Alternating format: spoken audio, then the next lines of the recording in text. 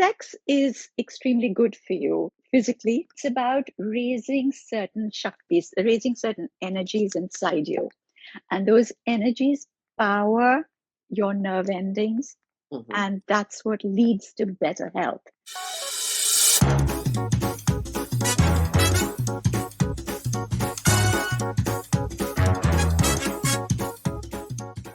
Welcome back to the best of Wellness Curated, where we peel off the layers on the most relevant themes for your well-being. Today, we're going to be discussing an incredible topic.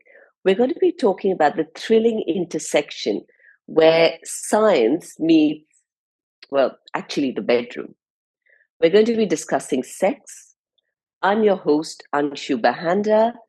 And before I carry on, can I please request you to subscribe to this page and to follow us on all the podcasting channels for Wellness Curated so that we can carry on and get you amazing speakers for free.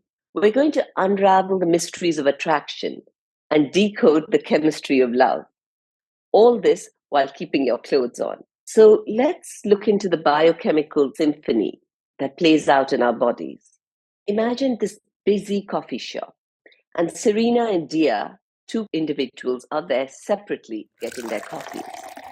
So Serena orders herself hot cafe latte, and she looks across the room and she spots Dia. Now their eyes meet and sparks fly.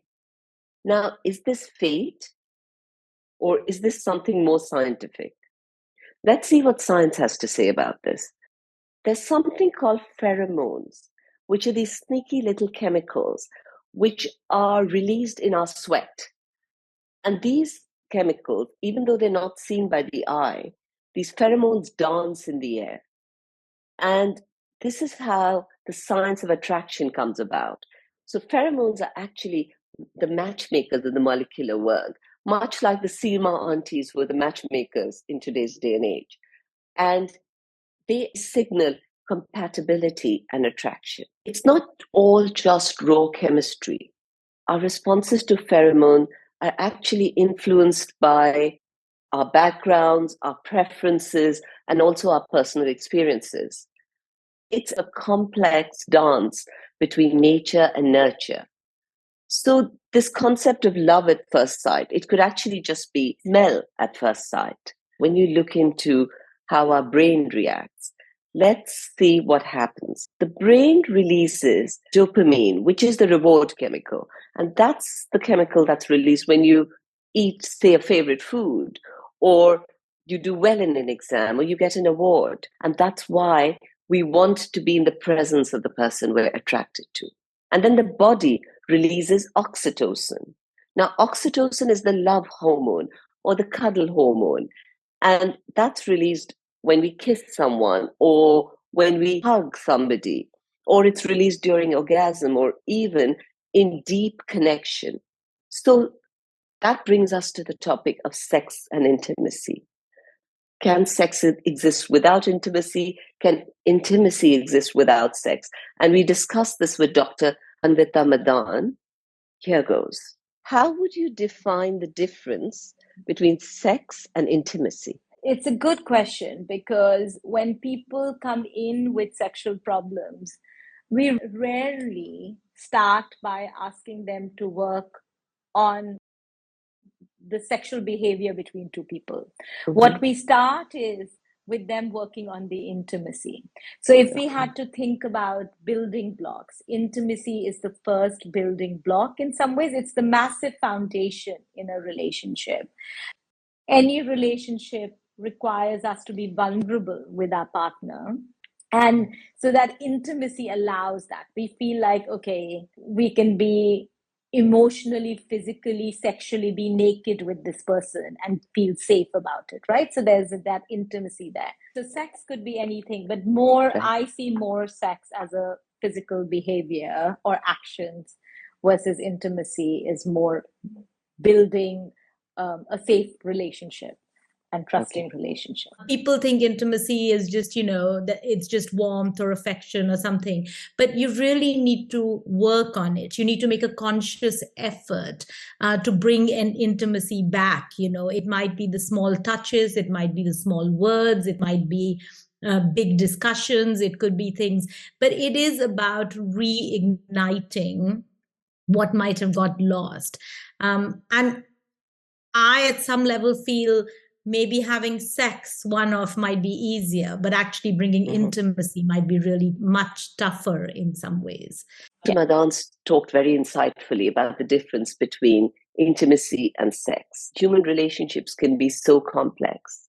Vasopressin and oxytocin are released, and these bring out feelings of love and encourage couples to stay together for longer.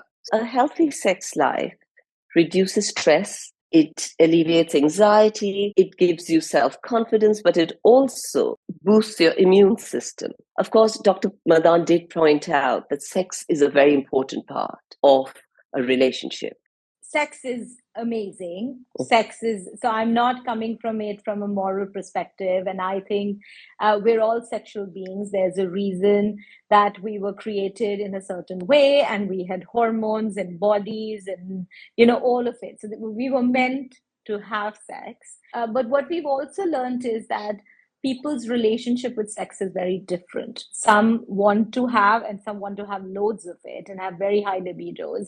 And some kind of feel like asexual. They don't want to have sex at all. So there's just so much diversity there that I think it's a personal relationship, your personal relationship with what your sexual identity is and what you like about it. What would be important is that don't be a mismatch. It's better from the beginning if you share what your sexual choices or identity are, so that you can find a partner.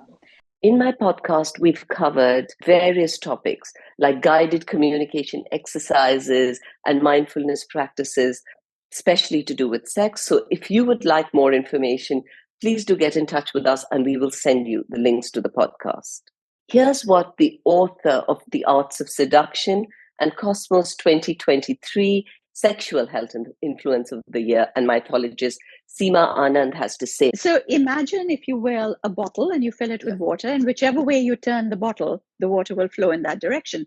Right. So the idea is that when you perform a particular sexual position, the energy is aroused, it flows in a particular way, and it was just the way that position was performed, sort of how much time it took, how many thrusts, etc. There was a whole science behind it. In places like Tibet, in China, you have practitioners you can go to. So if you're a woman, you can actually go to a practitioner who's a man, and if you're a man, you can go to a practitioner who's a woman.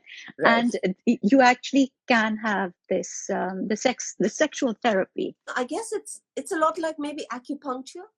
It's about the energy and moving the blockages from the meridians. Yes, absolutely. And the most difficult one to get past is your second chakra from the bottom. So if you consider, it's known as the Swadhisthana chakra. Yes. The sexual therapy, etc., is all focused on clearing that particular gateway. Sex is extremely good for you physically. It's about raising certain shaktis, raising certain energies inside you.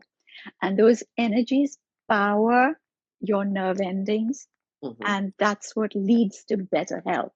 So the compatibility of sexual preferences can actually be the cornerstone for longevity and happiness in a relationship.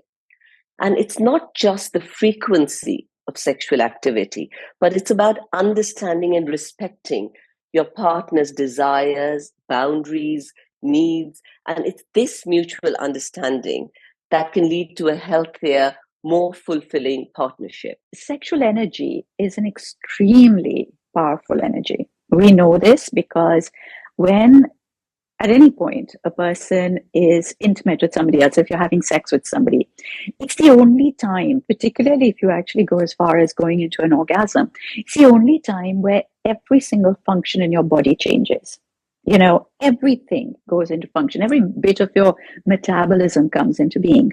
The idea is to bring yourself into complete balance. And the cycle of this connection, the circuit, is completed by looking into each other's eyes. So you do this position. So if one person has their arm raised, the other person will have the mirror arm raised, etc.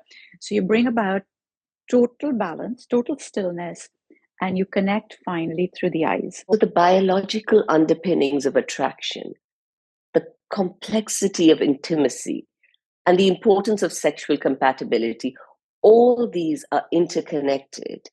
And our physical, emotional, and our relational well-being is all taken into play. There is a fun fact about oxytocin from the University of Toronto. It was found that when you have a healthy sexual relationship with someone and oxytocin is released, it encourages you to open up and communicate. And I have to emphasize that what is absolutely crucial, and you have to understand that from today's episode, is the power of communication and honesty in fostering an intimate and sexual relationship. I've often said to people that sex and communication are two very important pillars in the relationship in your life. Discuss your desires, express your needs, and simply hold space for each other's vulnerabilities. The best sex is with somebody that you've been with for a very long time, because the chemistry is gone, which means that you will take it much slower. You have to put a lot more effort into it. Right. And when you do that, the whole arousal takes a different turn. And great sex can be of many different types. Please remember, your sex, your orgasm, your sexual experience, your orgasm is not a race to the finish. Okay? Imagine it's like a train journey. You can get off at almost any station that you want. Okay? You've got a day pass. You can get off anywhere you want. Treat it as that. So you need to be able to understand that there's so much more that goes into pleasure. Just the touching of the skin, that's part of intimacy. Kissing, just being together. The whole idea of being with somebody who you are comfortable with has a lot of benefits when it comes to a sexual relationship. As we wrap up today's journey, let's learn to explore the bonds that make our lives so rich. Let's continue to explore, communicate, and grow, both within ourselves and with those that we hold dear. Thank you for being here with us today. We hope we've helped you lead a more happier, healthier, more hopeful life, and I hope to see you soon. Thank you.